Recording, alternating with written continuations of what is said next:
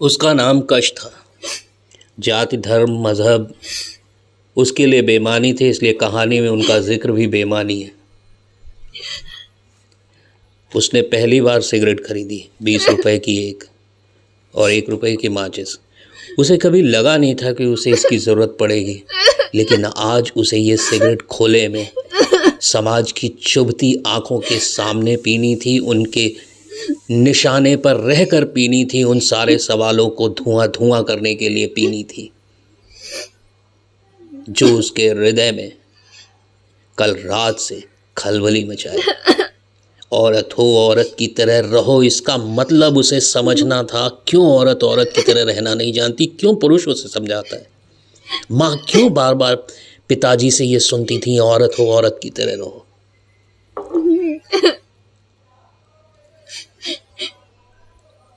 Coffee पीने के बाद उसने सिगरेट सुलगाने के लिए माचिस जलाई। हाथ काँप रहे थे। माचिस की तीली बुझ गई। दूसरी माचिस की तीली सुलगाई। पैर ज़मीन पर सख्ती से गड़े हुए थे।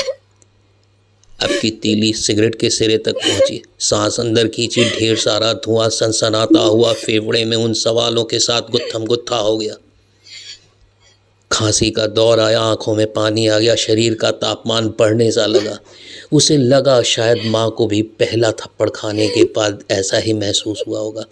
थप्पड़ का इतिहास उसे पता नहीं था, किंतु पहली बार उसने माँ को पिताजी के हाथों मार खाते देखा। और माँ अब विचलित खड़ी थी। आश्चर्य है, माँ ऐसी क्यों है? वो माँ नहीं बन सकती। दूसरा कश। अब की जलन कम हुई।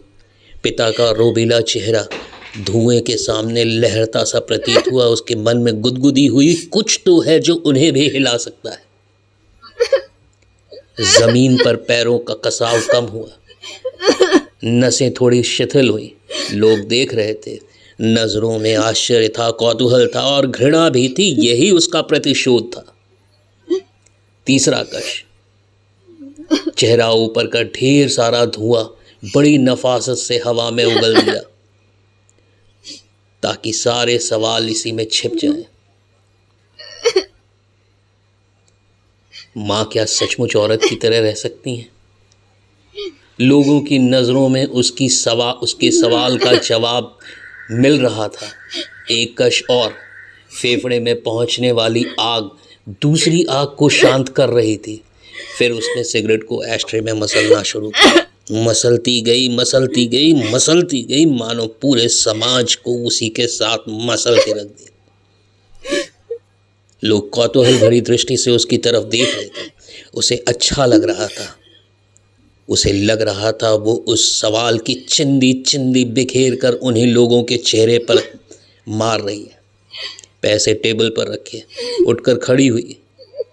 फुसफुसाती आवाज़ उसके कानों में पड़ी। राय साहब की बेटी है ना?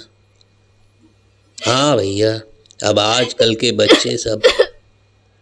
ऐसा लगा हजारों शीतल जल के झरने उसके हृदय में फूट पड़े हो और औरत हो, औरत की तरह रहो, इस ज्वलनशील तथ्य को शीतलता प्रदान कर रहे हैं।